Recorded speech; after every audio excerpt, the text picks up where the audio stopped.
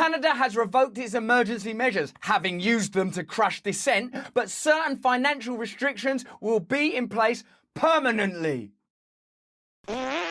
Hello there, you 5 million awakening wonders. I know it can be hard to be in this world sometimes.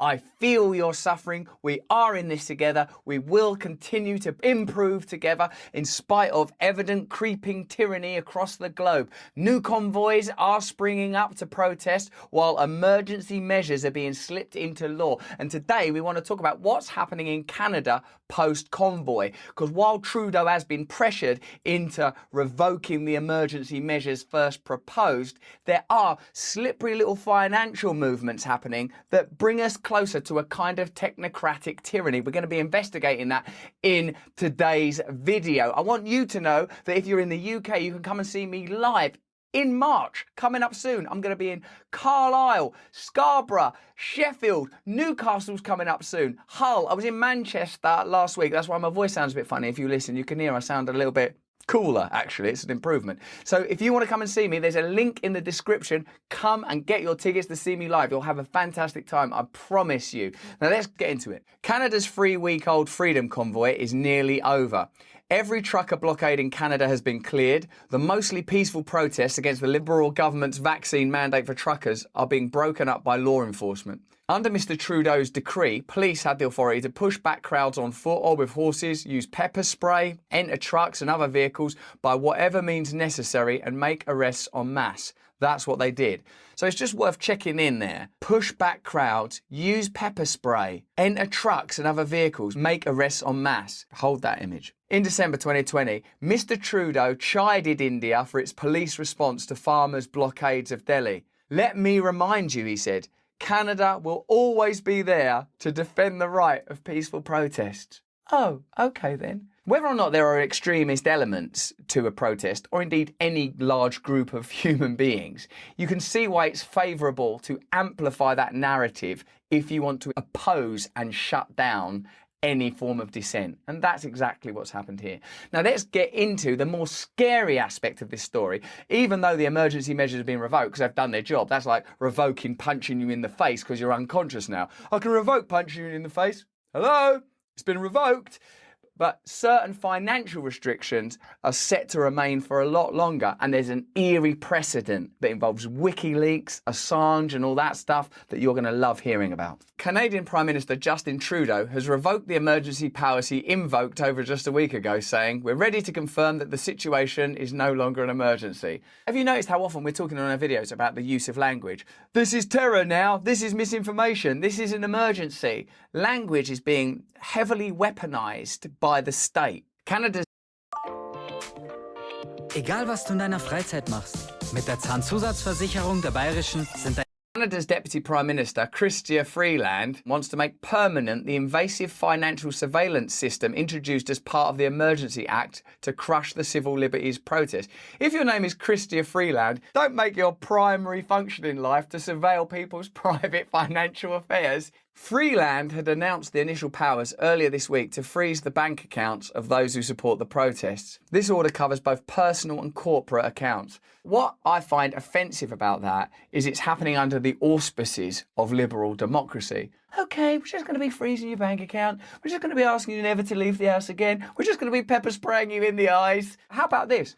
Hey guys, we're thinking it would really help us with these illegal occupations if we had certain measures like to be able to freeze bank accounts. So we're putting it to the vote. Would you like that? Because it's your country, you pay us. Right? They're not doing that, are they? They're just putting those measures in place. That isn't Chrystia Freeland. That's dark crystally tyranny land. In terms of the financial instruments which our government is using right now. If I nod at you like this, perhaps you won't notice what we're proposing belongs to the last century in terms of centralized tyranny. To act against these illegal blockades and illegal occupation, we reviewed very, very carefully the tools at the disposal of the federal government. Ah, good old tools. A tool and a weapon, it depends what you do with it, innit? This is a tool. What are you going to do with it? And we used all the tools that we had. What are these tools? Why are you saying these things are tools?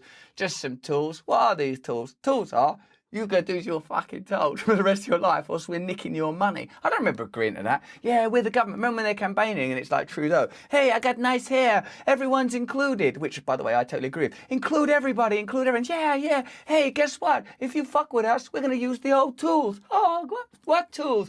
These tools! Prior to the invocation of the Emergencies Act, and we determined that we needed some additional tools. Like, we determined we needed additional tools. That's describing what a dictatorship is. We determined we needed additional tools. What's democracy? Who's we? What do you mean by determined? Now, some of those tools, we will be putting forward measures to put those tools permanently in place. Permanently.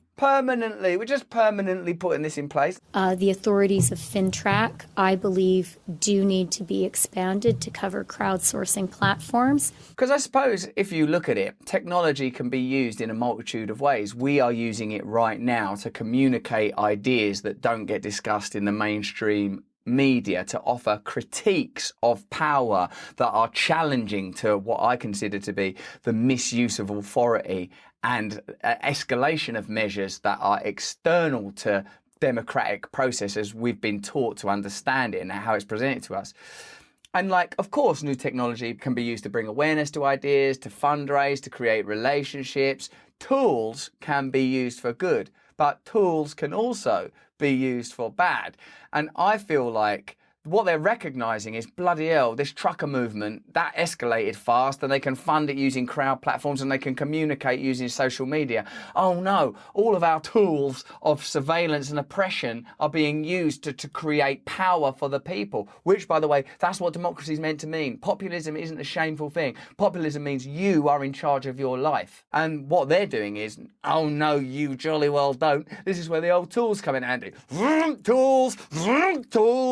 And payment platform and their payment providers. Can you see the utility and plasticity of technology in this discourse emerging? When technology can be used to create digital ID and vaccine passports, systems of monitoring and surveillance, technology good, 2 thumbs up. When technology is getting used to empower people, to get people together, to create new narratives, to fund opposition to the government, to prevent what I would consider to be comparable to a kind of rolling tyranny, technology bad, 2 thumbs down for technology now. That is something that we need to do and we will do, and that needs to be in place permanently. If you're Canadian, they've just changed your country forever. They've just gone, we can permanently now, when we decide, when we need to, using our tools, shut down your bank account.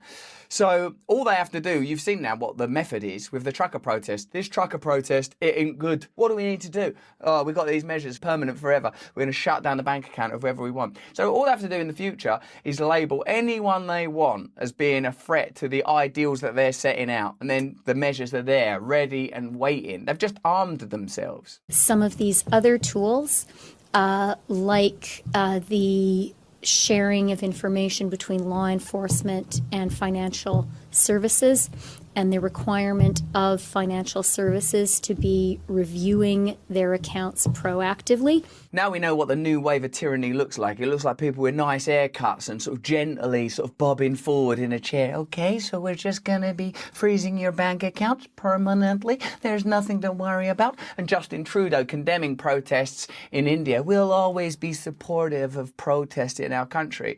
Well, we can all say that. It's very easy to say that. But when that is concomitant to the closure and freezing of bank accounts, shutting down crowdfunding, determining whether or not a protest is malign and judging it as such in order to foreclose it, that is literally the building blocks of tyranny. That's what it would look like now.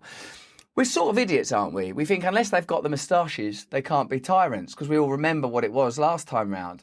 I'm serious. That's the misuse of power. And if you can't see that because you really like Justin Trudeau's hair, then you've got to start watching different TV channels. These are extraordinary measures, measures that we absolutely believe are necessary in the current circumstances. Oh, it's all right. As long as you absolutely believe it's necessary. I thought you were just doing it for a laugh. We don't really believe it's necessary. Oh, you believe it. It's fine, because, I mean, I suppose then we'd only have to question this if we, didn't trust you. That are having an impact. And let me also point out, having a peaceful impact. Yeah, it is peaceful if everyone sits bolt upright in a cell all day and nobody moves or does anything and all our bank accounts are frozen. See how peaceful they are in their tiny little cells with that thing in the back of their head, all in the formaldehyde pink soap stuff that Neo was in The Matrix. Ah, so peaceful, so free, so liberal, so Canada. And the other aspect of the financial tools that I would point to as being really effective and important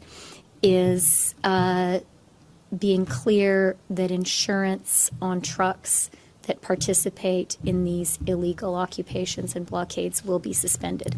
All right, we're shutting you down from every angle. So those of you that have ever considered that there are conspiracies between the government and financial industry and that insurance is some kind of scam and that the government just looks for ways to create power and control you, telling you all the time you're free to do as we tell you, you're free to do as we tell you, to quote the late, great Bill Hicks. Now you have a further piece of evidence. They shut down the insurance of the trucks. They shut down the funding of the protesters. They closed down the bank accounts of people that support it. That may be many things, but what it is not is liberal democracy. We didn't have those tools. Stop saying tools. I don't believe that those tools should be part of the toolbox. All right, we get a metaphor. Good old tools. We just want to hammer home these points and chisel away your freedom and saw away the Constitution and then chainsaw away your spirit and your soul, then weld you shut in a dystopia. Well, that sounded okay. She used a lot of tools. Of a government in ordinary times, but they are necessary in these extraordinary circumstances. Now we've got an article from Pulitzer Prize winner and well-known right-wing fascist Glenn Greenwald. And I'm being sarcastic when I say stuff like that. I know Jacobin is left, and it's a joke. I'm from England. The decade-long repression of Julian Assange and WikiLeaks standing alone demonstrates how grave neoliberal attacks on dissent have become. While the Obama DOJ Under-Attorney General Eric Holder failed to find evidence of criminality after convening a years-long grand jury investigation, the then chairman of the Senate Homeland Security Committee, Senator Joseph Lieberman, succeeded in pressuring financial service companies such as MasterCard, Visa, PayPal, and Bank of America to terminate WikiLeaks accounts and thus banish them from the financial system, choking off their ability to receive funds from supporters or pay their bills. You might think that this is a kind of unprecedented tyranny, but it isn't. There is a precedent. And look at where it comes from. It will chill you to your bones. Lieberman and his neocon allies also pressured Amazon to remove WikiLeaks from its hosting services, causing the whistleblower group to be temporarily offline. All of that succeeded in crippling WikiLeaks' ability to operate despite being charged with no crime. Indeed, as the DOJ admitted, it could not prove that the group committed any crimes. We can't prove you've done any crimes, but we're going to just do all of the things that we would do if we had proved you'd done some crimes, including putting Julian Assange in prison, apparently forever. Those tactics pioneered against WikiLeaks, excluding dissenters from the financial system. Again, do you see how that's comparable to some of the mandate conversation, the legitimizing of exclusion? You're not allowed in the financial system. You're not allowed in the social systems. Coercing tech companies to deny them internet access without a whiff of due process have now become standard weapons. Trudeau's government seizes and freezes bank accounts with no judicial process. Seizes and freezes bank accounts with no judicial process. That's Trudeau.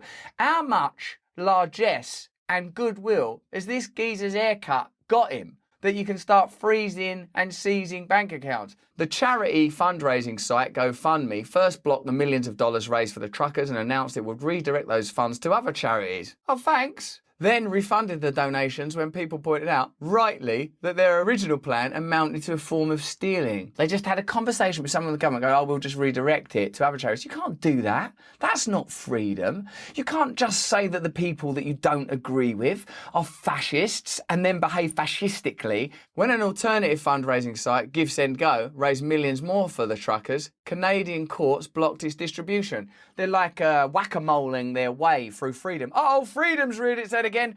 Get the tools! Get the tools! We're going to need a couple of tools, a bit of freedom. What is most notable, though, is that this alleged criminality is not adjudicated through judicial proceedings. No judicial proceedings. Forget democracy, forget justice. These are like literal pillars that prevent tyranny. Right, how are we not going to have tyranny? Well, I suppose you could have it that people can kick people out of government and you can't introduce measures without the consent of people. Right, get out of the way then. Also, what else? Well, you could have judges and juries and people hearing both sides of a story. Yeah, get rid of that. So you can see how the culture and the political landscape start to co-align and create sort of templates and moods and atmospheres of guilty until proven innocent, of as long as things look right and they're saying the right type of words, then you can shut people down. And if people don't look right and they don't, it's a bizarre inversion of the classical prejudice and bigotry that I prayed that we had left behind and moved beyond. Without the accompanying protections of judges, juries, rules of evidence and requirements of due process, but simply by decree. When financial service companies choked WikiLeaks back in 2010, they justified it by pointing to the government's claim that the group was engaged in crimes and therefore in violation of the rules of the platforms. And now the Canadian truckers have been magically transformed into criminals without the inconvenience of a trial. So all you have to do if you don't like what someone's saying is assure that they are regarded as criminals, and then what they are saying is devoid and negated, diluted, condemned, removed. So you can see that that's an important piece.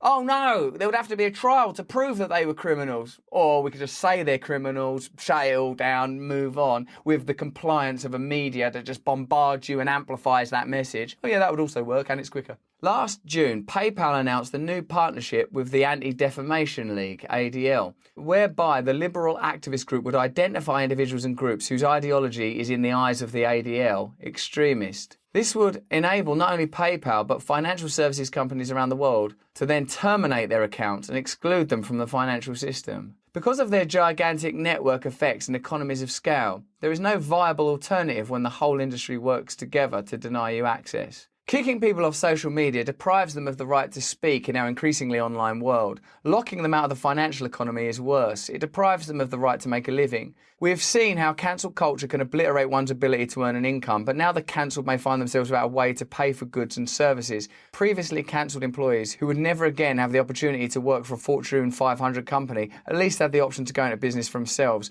But if they cannot purchase equipment, pay employees or receive payments from clients and customers, that door closes on them too. So, again, with the trucker protests and with the subsequent measures, we have to open our minds wide enough to include the possibility that these measures might find application in subsequent protests or in subsequent systems of opposition. We have to be aware that once a government has that degree of control, it rarely yields it.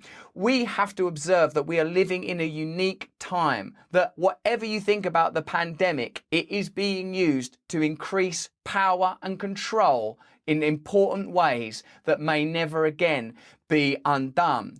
This is an important time for you and for me to stay wide awake and watch. And what we're going to need to do is come together, overlook superficial, cultural, political, religious, ideological differences in order to stand firm, strong, and demand that ordinary people have access to the means of power. This means we have the right and indeed the necessity to disagree with each other.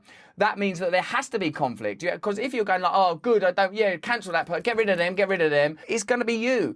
But here comes the chopper. The blade comes ever closer. Be very, very careful about who you allow yourself to disagree with. Be very careful about which judgments and condemnation you fall into line with, because I think these systems are coalescing and working in unison to create an ever-encroaching technocratic dictatorship that, as the conspiracy theorists always told us, will become a centralized global government. So therefore, I suppose we should be considering all the time localized power, new forms of confederacy, the demand for democracy, the refusal to accept some of these measures that are being brought in. But that's just what I think. What are you thinking? Let me know in the comments below. Give me a thumbs up, subscribe to my channel, pass this stuff